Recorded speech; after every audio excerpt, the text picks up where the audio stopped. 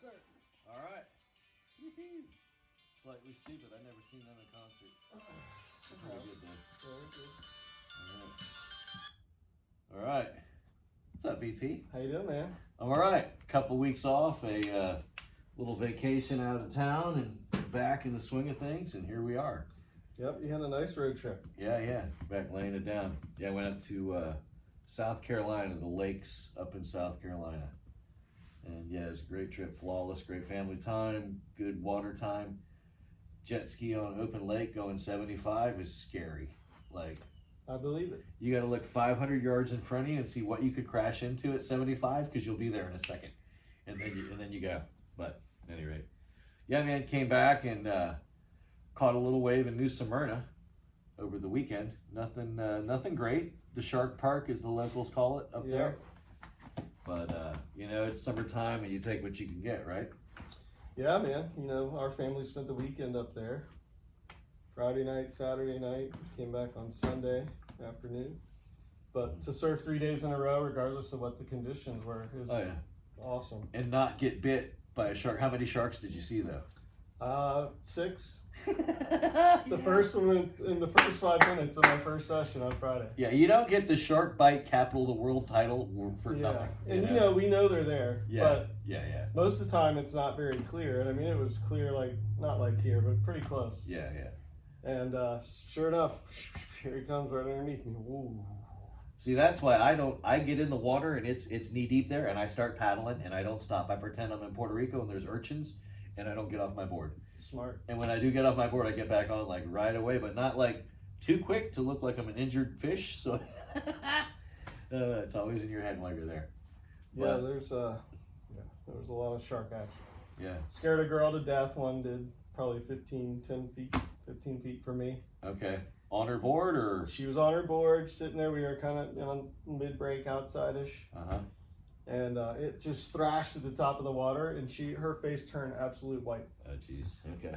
And she was just and then she was doing the, getting a deep breath, like she had scared the shit out of her. I said, that'll wake you up. And she couldn't even speak to me. She just looked at me and said It's nothing. Amazing because everybody that surfed there has seen a shark. It's inevitable, and there's still more people there per capita than almost any other break in Florida at some point in times.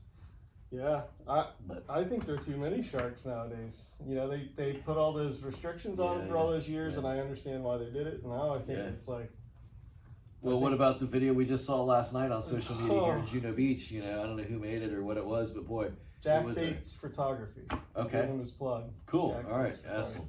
Heads up, dude. But yeah, he does really good stuff. By the way. Yeah, it was probably a 10, 12 foot hammerhead.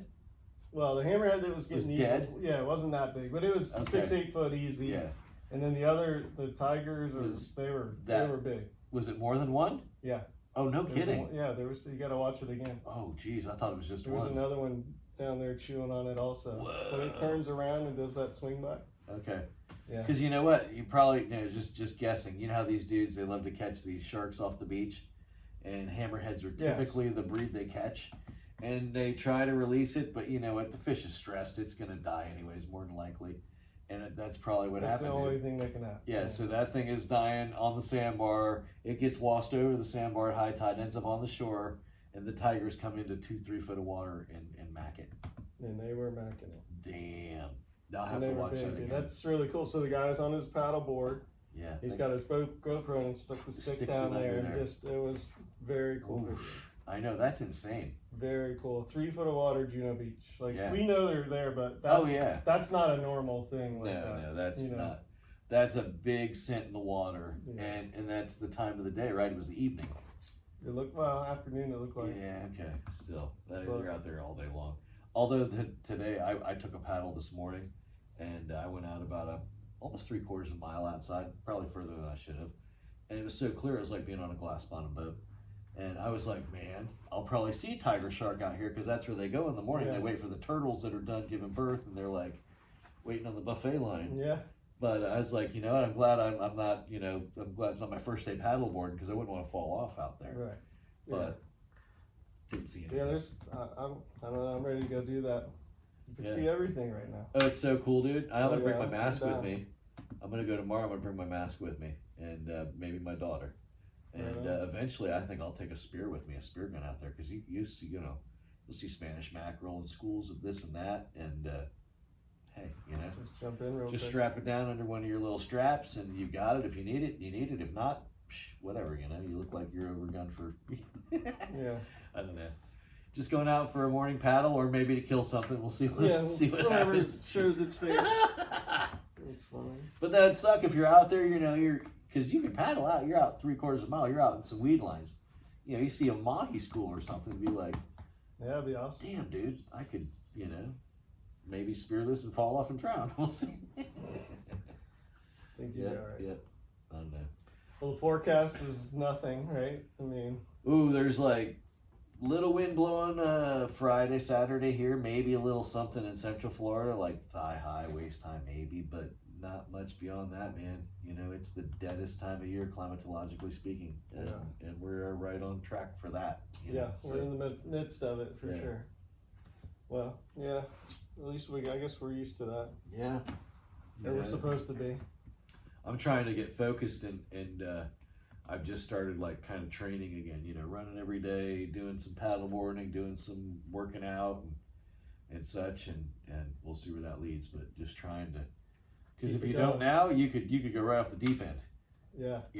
And the older we get, the harder it is to come back up. Yeah, the deep end is it's a long way down, dude. It's a hard struggle out. Yeah, no doubt.